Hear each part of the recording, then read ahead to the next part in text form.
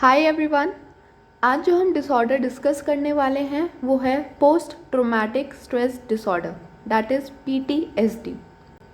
नाम से ही पता चल रहा है हमें कि ये एक स्ट्रेस डिसऑर्डर है। पोस्ट का मतलब होता है आफ्टर। तो ये एक ऐसा डिसऑर्डर है जो किसी हादसे के बाद हम एक्सपीरियंस करते हैं, किसी ट्रॉमेटिक इवेंट के बाद हम एक्सपीरियंस करते हैं। Traumatic event for example earthquake है, फ्लड है, या फिर कोई सेक्सुअल अब्यूज़ है। इन सब में से अगर हमने कुछ एक्सपीरियंस करा है या फिर हमने इसे होते हुए देखा है, तब जो उसके बाद हमें उस चीज़ से डर लगने लग जाता है, वो सब चीज़ें हमारे दिमाग में बार बार आने लगती हैं और हमें सपनों में वही चीज़ बार बार होते हुए दिखने लग जाती है। तब हमें उस चीज़ से बहुत ज़्यादा स्ट्रेस होने लग जाता है, और जब वही स्ट्रेस बहुत टाइम तक रहता है और वो हमारी डेली फंक्शनिंग में अफेक्ट करने लग जाता है, सीवियर हो जाता है जब वो स्ट्रेस बहुत ज़्यादा, तब वो एक डिसऑर्डर बन जाता है। फॉर एग्ज़ाम्पल आपने किसी फॉर एग्ज़ाम्पल आपने कहीं पे ब्लास्ट होते हुए देखा है, जो टेररिस्ट ने ब्लास्ट करा है वहाँ पे आपने देखा कि बहुत लोग जल रहे हैं, आग में जल रहे हैं, मर रहे हैं, तड़प तड़प के मर रहे हैं लोग। तो वो वाला जो पूरा एनवायरनमेंट है, वो जो आपने देखा है वहाँ पे, वो इतना ज़्यादा भयानक था कि वो आपके दिमाग में एकदम वही चीज़ एकदम छप गई है। और आपको उस चीज़ से, उस हादसे के बाद आपको बहुत ज़्यादा डर लगने लग गया है, कहीं वो मेरे साथ ना हो जाए। या फिर जब भी आप कहीं पे आग को देखते हो तो आपको वही चीज़ वापस याद आने लग जाती है कि ऐसा ब्लास्ट हुआ था वहाँ पे, ठीक है। या फिर आपको सपने में वही चीज़ अनकॉन्शियसली वापस होते हुए दिख रही हैं बार बार। तो ये सब जब आपको होने लग जाता है, ये सब सिम्टम्स आप में जब आने लग जाते हैं, तब आपको ये डिसऑर्डर हो जाता है, ठीक है। तो अगर हम इसकी डेफिनेशन की बात करें तो it is a disorder that can develop because of exposure या फिर witness to a traumatic event that causes recurrent mental and physical distress। अब इस डेफिनेशन का क्या मतलब है?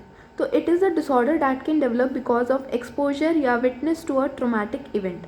मतलब वो जो ट्रॉमेटिक इवेंट है, वो ट्रॉमेटिक इवेंट कोई भी हो सकता है, फ्लड है या वॉर है कोई भी, ठीक है। उसके बाद ही आपको ये डेवलप होता है ये डिसऑर्डर, या तो आपने वो होते हुए देखा हो इवेंट, या फिर वो आपके साथ खुद वो एक्सपोजर हुआ हो, खुद वो ट्रॉमेटिक इवेंट हुआ हो, तब ये डिसऑर्डर जो है आपके अंदर डेवलप होता है।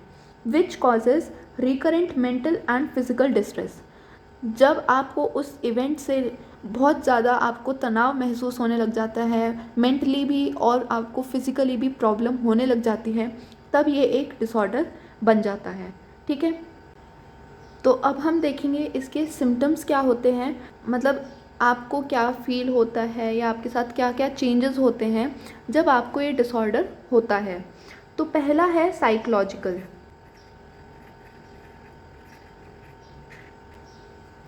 तो साइकोलॉजिकल में क्या हो सकता है, मैंने जैसे अभी आपको बताया था कि आप वही चीज़, वही इवेंट बार बार होते हुए देखते हो, या तो सपनों में आप देख रहे हो या फिर आपको कहीं पे भी अनकॉन्शियसली आपके दिमाग में वो चीज़ आ रही है बार बार इवेंट।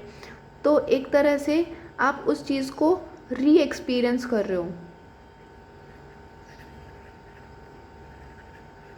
क्योंकि जब आपके बार बार माइंड में वो फ्लैशबैक्स आ रहे हैं तो आप उस वापस उस इवेंट को होते हुए देख रहे हो, राइट। आपको इसमें नाइटमेयर्स आते हैं,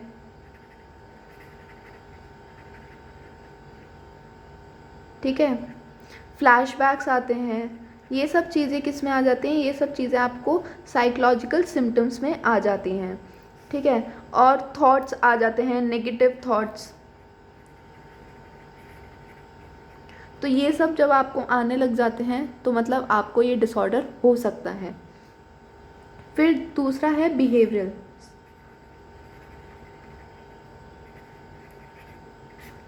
तो बिहेवियरल सिम्टम्स क्या होने लग जाते हैं, आप उस चीज़ को अवॉइड करने लग जाते हो, उन चीज़ों को अवॉइड करने लग जाते हो जो हो सकता है आपको उस इवेंट की याद दिलाएं।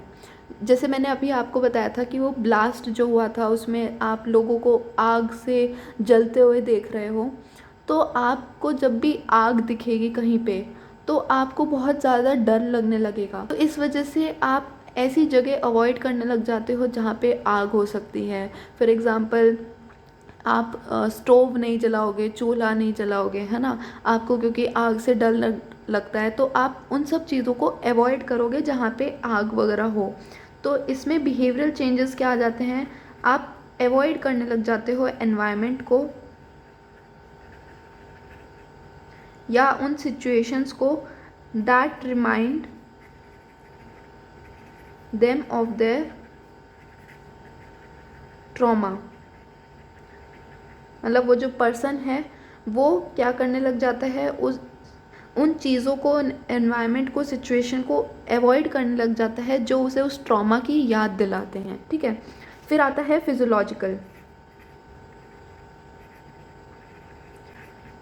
फिजियोलॉजिकल मतलब फिज़िकल सिम्टम्स क्या होते हैं। तो फिज़िकल सिम्टम्स में आपको नींद ढंग से नहीं आती है, बहुत ज़्यादा डिस्टर्ब आती है, और जब नींद आती है तब आपको वही फ्लैशबैक्स, नाइटमेयर्स आने लग जाते हैं।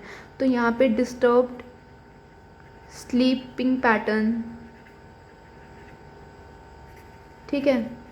फिर जो आपकी हार्ट रेट है वो बढ़ने लग जाती है, मतलब आपकी धड़कनें बहुत ज़्यादा तेज़ होने लग जाती हैं क्योंकि आपको बहुत ज़्यादा डर लगने लग जाता है।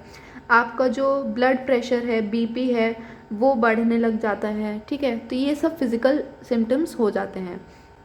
अब अगर हम इमोशनल सिम्टम्स की बात करें तो इमोशनल में आपको बहुत ज़्यादा गुस्सा आने लग जाता है, तो एंग्री आउटबर्स्ट होने लग जाते हैं, या फिर आप बहुत ज़्यादा एग्रेसिव हो जाते हो। ठीक है। आपको एंग्जाइटी हो जाती है, आपको बहुत ज़्यादा फियर होने लग जाता है, हो सकता है आप डिप्रेशन के भी शिकार हो जाओ। ठीक है। मूड स्विंग्स होने लग जाते हैं। मेन जो इसमें इमोशनल सिम्टम होता है वो फियर ही होता है, दैट इज़ एंग्जाइटी ही होता है मेन सिम्टम जो होता है इसमें। ठीक है। तो ये सब सिम्टम्स हैं इसके। अगर हम साइकोलॉजिकली की बात करें, मेंटली अगर माइंड की हम बात करें, तो हमें क्या होने लग जाता है, हमें नाइटमेयर्स आने लग जाते हैं। वही चीज़ हमें बार बार वो चीज़ हमारे सपनों में दिखने लग जाती है, या फिर वैसे भी हमें वही चीज़ बार बार होते हुए दिखने लग जाती है। फ्लैशबैक्स आते हैं, हमें नेगेटिव थॉट्स आने लग जाते हैं। अगर हम बिहेवियरल सिम्टम्स की बात करें तो हम उस एनवायरनमेंट को, उस सिचुएशन को, उस चीज़ को इग्नोर करने लग जाते हैं जो हमें उस वापस इवेंट की याद दिला दें। ठीक है। फिजियोलॉजिकली हम, हमारी जो नींद है वो डिस्टर्ब होने लग जाती है, हमारे जो हार्ट रेट है वो बढ़ जाता है, बीपी बढ़ जाता है। ठीक है। अगर हम इमोशनल की बात करें तो फिर हमें गुस्सा आने लग जाता है, हमें फियर होता है, एंग्जाइटी होती है, डिप्रेशन होता है, या फिर मूड स्विंग्स भी हो सकते हैं। ठीक है। ये सब थे सिम्टम्स। अच्छा, एक और चीज़ मैं पहले बताना भूल गई कि इसे ना DSM-5 ने इसे कैटेगराइज करा है as trauma and stressor related disorder में। DSM-5 क्या है? DSM-5 एक क्लासिफिकेशन होता है डिसऑर्डर्स का। इसमें जितने भी डिसऑर्डर्स होते हैं उनको क्लासिफाई करा गया होता है। तो उस DSM-5 में जो ये PTSD है उसको trauma and stressor related disorder में कैटेगराइज करा है, क्योंकि ये एक तरह का स्ट्रेस डिसऑर्डर ही है ना। और DSM-5 के ऊपर मैं एक अलग वीडियो बना चुकी हूँ, अगर आपको वो वीडियो देखनी है तो मैं डिस्क्रिप्शन में लिंक मेंशन कर दूँगी, आप वहाँ से चेक कर सकते हैं।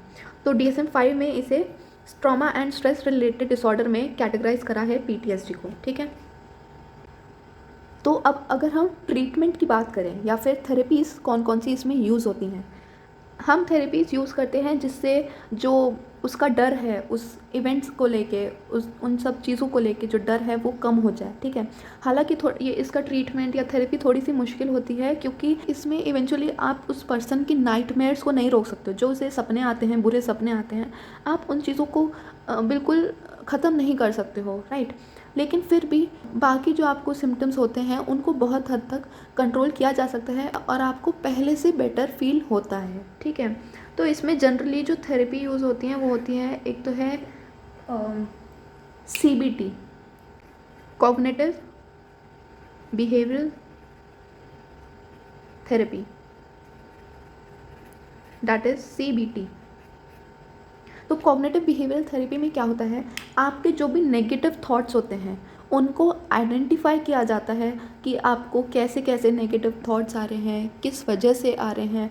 फिर उन थॉट्स को कम करने की कोशिश की जाती है और उन नेगेटिव थॉट्स को पॉजिटिव थॉट्स में बदलने की कोशिश की जाती है। तो यहाँ पे पूरा थेरेपी होता है और उसमें आपके बिहेवियर को भी ठीक करा जाता है। तो आपके मेंटल नेगेटिव थॉट्स हैं उनको कहीं हद तक रोक दिया जाता है और उन्हें पॉजिटिव थॉट्स में बदलने की कोशिश की जाती है और वही चीज़ आपके बिहेवियर में भी चेंजेस लाने की कोशिश होती है, ठीक है। दूसरा जो थेरेपी यूज़ होती है वो होती है एक्सपोजर थेरेपी। एक्सपोजर थेरेपी में क्या होता है, जैसे मैंने आपको पहले बताया था कि हम उन सिचुएशन को या एनवायरनमेंट को इग्नोर करने लग जाते हैं जो हमें लगता है कि उस इवेंट की हमें वापस से याद दिलाएगा, है ना। तो एक्सपोजर थेरेपी में हमें उन्हीं इवेंट्स का, उन्हीं सिचुएशन का एक्सपोजर दिया जाता है। जिस चीज़ से हमें डर लगता है वही चीज़ हमें दिखाई जाती है, एक्सपोज कराई जाती है, जिससे हमारा उस चीज़ को लेके डर कम हो जाए या ख़त्म हो जाए। और उस चीज़ को कैसे हमें हैंडल करना है उस सिचुएशन को, मतलब हमें अगर वही चीज़ हमें दिख रही है तो हमें उससे फियर नहीं करना है, एंग्शियस नहीं होना है, उस चीज़ को कैसे हैंडल करना है, उसकी जो भी टेक्निक्स हैं वो सब हमें सिखाई जाती हैं इस एक्सपोजर थेरेपी में। तो ये मेन थेरेपीज़ हैं इसकी। आई होप आपको सब कुछ समझ आया हो, और अगर कुछ भी क्वेश्चन है तो आप कमेंट बॉक्स में लिख सकते हैं। अगर वीडियो पसंद आई हो तो लाइक ज़रूर करना और चैनल को सब्सक्राइब करना और साइड में बेल आइकन को भी प्रेस करना, जिससे आपको नोटिफिकेशंस मिलती रहें।